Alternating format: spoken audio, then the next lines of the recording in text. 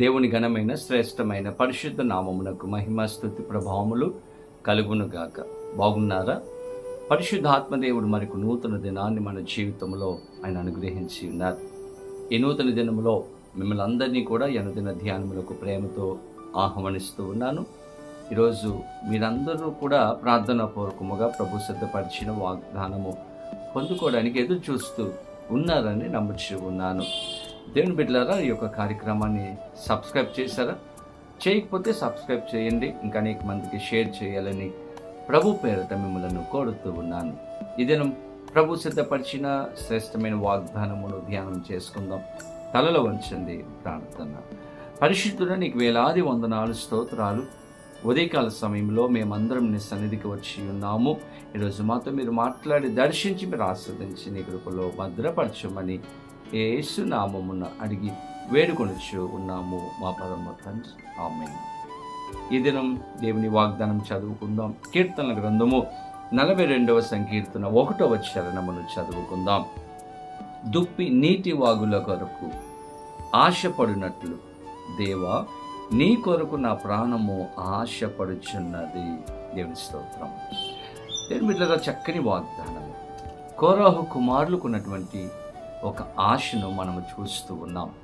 వారంటూ ఉన్నారు, దుప్పి నీటి వాగుల కొరకు ఎలాగైతే ఆశ కలిగి ఉంటుందో ఈరోజు మా ప్రాణములు దేవుని కొరకు ఆశపడుతూ ఉన్నాయని కోరాహు కుమారులు తెలియజేస్తూ ఉన్నారు. ఈరోజు దేవుని బిడ్డలారా, మనకు ఎన్నో ఆశలు ఉండవచ్చు ఈ లోకంలో. మంచి ఇల్లు కట్టుకోవాలని ఒక ఆశ, మంచి వాహనము కొనుక్కోవాలని ఆశ, మంచి ఉద్యోగం వస్తే బాగుంటుంది అని ఆశపడతాము. మన బిడ్డలు స్థిరపడితే బాగుంటుంది అని మనం ఆశపడతాము. మంచి ఆరోగ్యం నేను కలిగి ఉంటే బాగుంటుందని ఆశపడతాము. ఎన్నో రకరకాలైనటువంటి ఆశలు మన జీవితంలో మనం కలిగి ఉంటాం. కానీ ఈ చదవబడినటువంటి వాక్య భాగంలో మనం గమనిస్తే భక్తుల యొక్క ఆశ ఏంటంటే, కోరాహు కుమారుల యొక్క ఆశ ఏంటంటే, దేవుని కొరకు మేము ఆశపడుతూ ఉన్నాం. దేవునితో ఉండడానికి, దేవుని సన్నిధి చూడడానికి, దేవునితో సమయాన్ని గడపడానికి వారు ఆశపడుతూ ఉన్నారు. దేవుని బిడ్డలారా, ఈరోజు ఏ విషయాలలో మనము దేవుని కొరకు తృష్ణ కలిగి ఉంటున్నాం, ఆశ కలిగి ఉంటున్నాం?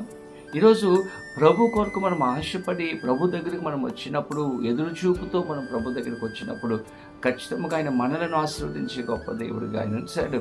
దేవుని బిడ్డలారా, కొంతమంది దావీదు దగ్గరకు వచ్చి మందిరమునకు వెళుదుము అని చెప్పారంట. ఎప్పుడైతే ఆ మాట దావీదు విన్నాడో, నా దగ్గరికి జనులు వచ్చి మందిరమునకు వెళుదుమని నాతో చెప్పినప్పుడు నేను సంతోషించాను. దేవుని మందిరానికి వెళ్ళడానికి నేను సిద్ధపడ్డానని దావీదు చెప్పడం మనం వింటాం. దేవుని బిడ్డల వాక్యంలో అక్కడ క్షేమము, ఆశీర్వాదము, నెమ్మది దొరుకుతుందని దావీదు తెలుసుకుని దేవుని మందిరానికి వెళ్ళినట్లుగా వాక్యంలో మనం చూస్తాం. కీర్తన గ్రంథము 27:4వ చరణంలో మనం గమనిస్తే భక్తుడు అంటూ ఉన్నాడు, యెహోవా యొద్ద ఒక వరము అడిగి తిని దానిని నేను వెదకుచూ ఉన్నాను. యెహోవా ప్రసన్నతను చూచుటకును ఆయన ఆలయములు ధ్యానించుటకును నా జీవిత కాలమంతయు నేను యెహోవా మందిరములు నివసింపగోరుచు ఉన్నాను. చూడండి, భక్తుని యొక్క ఆశ అంతా కూడా దేవునితో గడపాలి, దేవుణ్ణి చూడాలి, ఆయనతోనే నేను జీవించాలనేటువంటి ఆశ వారు కలిగి ఉన్నారు. దేవుని మీద ఆశ కలిగి ఉన్నారు కాబట్టి ఒక గొర్రెల కాపరిని దేవుడు మనుషుల కాపరిగా దేవుడు చేశాడు, ఆశీర్వదించాడు. రాజుగా దేవుడు ఎన్నుకున్నాడు, ఒక గొప్ప స్థానములు దేవుడు ఉంచారు. దేవుని బిడ్డలారా, ఈరోజు ఎటువంటి ఆశను మనం కలిగి ఉన్నాం? జక్కయ్య యేసయ్యను చూడాలని ఆశపడ్డాడు, దీవించబడ్డాడు. ఈరోజు ఆదివారం ఈస్టర్ ఆరాధన. ఎంతమంది దేవుని దగ్గరకు మనం వెళుతున్నాం ఆయన చూడడానికి? ఈరోజు ప్రభు దగ్గరికి మనం వెళ్ళినప్పుడు, దేవుని సన్నిధానంలో మనం గడిపినప్పుడు, దేవునితో సహవాసం చేసినప్పుడు దేవుని యొక్క మేలులు మనం పొందుకుంటాం.